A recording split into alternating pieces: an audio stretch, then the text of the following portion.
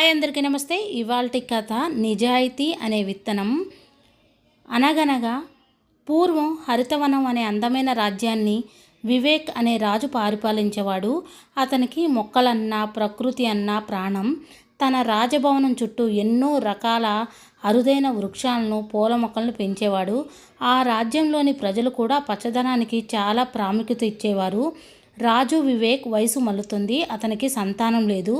అందుకే తన తర్వాత రాజ్యాన్ని సమర్థవంతంగా నిజాయితీగా పాలించే వారసుడిని ఎంచుకోవాలని నిర్ణయించుకున్నాడు. ఒకరోజు రాజు వివేక్ రాజ్యంలో చాటింపు వేయించాడు. రాజ్యంలోని పిల్లలందరినీ కోట మైదానానికి రమ్మని పిలిపించాడు. అక్కడికి రాము అనే ఒక చిన్న బాలుడు కూడా వచ్చాడు.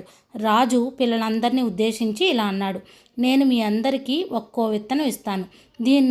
దీన్ని మీరు ఒక కుండలో నాటి 6 నెలల పాటు శ్రద్ధగా పెంచాలి.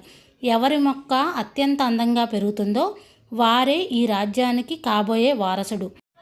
రాము కూడా రాజు చేతుల మీదుగా ఒక విత్తనాన్ని తీసుకున్నాడు. రాము ఇంటికి వెళ్ళి ఒక మట్టి కుండని తీసుకున్నాడు. అందులో సారవంతమైన మట్టిని వేసి రాజు ఇచ్చిన విత్తనాన్ని నాటాడు.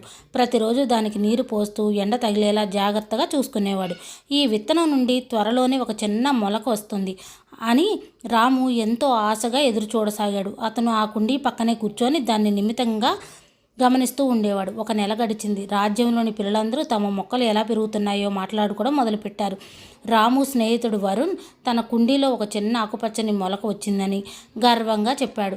కానీ రాము కుండీలో మాత్రం ఏ మార్పు లేదు. కేవలం నల్లటి మట్టి మాత్రమే కనిపిస్తుంది. వరుణ్ తన మొక్క గురించి వివరిస్తుంటే రాము దిగులుగా తన ఖాళీ కుండీని చూసుకున్నాడు. 3 నెలలు గడిచాయి. ఇతర పిల్లల మొక్కలు ఇప్పుడు చిన్న చిన్నగా చెట్లుగా మారాయి. వరుణ్ మొక్కకు మొగ్గలు కూడా వచ్చాయి. రాము మాత్రం పట్టు వదలకుండా తన కుండీకి నీళ్లు పోస్తూనే ఉన్నాడు.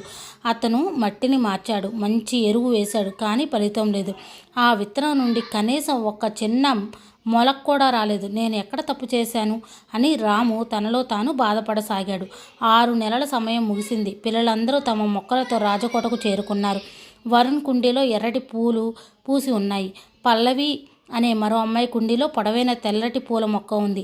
అందరి కుండీలు రంగురంగుల పూలతో పచ్చని ఆకులతో నిండి ఉన్నాయి. మైదానమంతా ఒక అందమైన తోటలా కనిపిస్తుంది. వరుణ్, పల్లవి తమ మొక్కలను ఒకరికొకరు చూపించుకుంటూ మురిసిపోతున్నారు. రాము మాత్రం తన ఖాళీ కుండీని పట్టుకొని ఇంటి వద్దే ఉండిపోయాడు. కోటకు వెళ్ళడానికి అతనికి భయంగా, అవమానంగా ఉంది. అప్పుడు అతని తల్లి కళ్యాణి దగ్గరకు వచ్చి, రాము, నువ్వు నీ విత్తనం కోసం చాలా కష్టపడ్డావు. అది మొలకెత్తపోయినా పర్వాలేదు, కానీ నువ్వు చేసిన ప్రయత్నం నిజాయితీతో కూడుకుంది. రాజుగారికి నువ్వు చేసిన శ్రమను చూపించు అని ధైర్యం చెప్పింది. రాజు వివేక్ కోట మైదానానికి వచ్చాడు. వరుసగా ఉన్న పిల్లల మొక్కలు పరిశీలించసాగాడు. ప్రతి మొక్క ఎంతో అందంగా ఉంది, కానీ రాజు ముఖంలో సంతోషం లేదు. ఆయన గంభీరంగా ప్రతి కుండీని చూస్తూ ముందుకు సాగుతున్నాడు. పిల్లలందరూ రాజు తమ మొక్కను మెచ్చుకుంటాడని ఆశగా చూస్తున్నారు. చివరి నిలబడి ఉన్న రాము దగ్గరకు రాజు వచ్చాడు. ఖాళీ కుండీని చూసి రాజు ఆగిపోయాడు. రాము కళ్ళల్లో నీళ్లు తిరిగాయి. మహారాజా, నేను ప్రతిరోజు నీళ్లు పోశాను, చాలా జాగ్రత్తగా చూసుకున్నాను, కానీ ఈ విత్తనం మొలకెత్తలేదు. నన్ను క్షమించండి అన్నాడు రాము. రాజుగారు రాము వైపు తీక్షణంగా చూశారు. రాజుగారు ఒకసారిగా నవ్వి రాము చేతిని పైకెత్తి అందరికీ వినిపించేలా ఇలా అన్నాడు, నా రాజ్యానికి కాబోయే వారసుడు దొరికాడు. ఈ రాముయే తదుపరి రాజు. అందరూ ఆశ్చర్యపోయారు. రాజు వివరించాడు, నేను మీ అందరికి ఇచ్చిన విత్తనాలు ఉడికించిన విత్తనం ఎప్పటికీ మొలకెత్తదు. కానీ మీరందరూ మొక్కలు రాలేదని భయపడి వేరే విత్తనాలు నాటి నన్ను మోసం చేశారు. రాము మాత్రం మొక్క రాకపోయినా నిజాయితీగా ఖాళీ కుండీనే తెచ్చాడు. రాజ్య పాలనకు కావాల్సింది అందమైన మొక్కలు కాదు, అసలైన నిజాయితీగా ఉంటే ఎప్పటికైనా గెలుపు సాధిస్తాము. మోసం చేసి గెలవడం అనేది నిజమైన గెలుపు కాదు. నిజాయితీతో ఉండి గెలవడమే నిజమైన గెలుపు.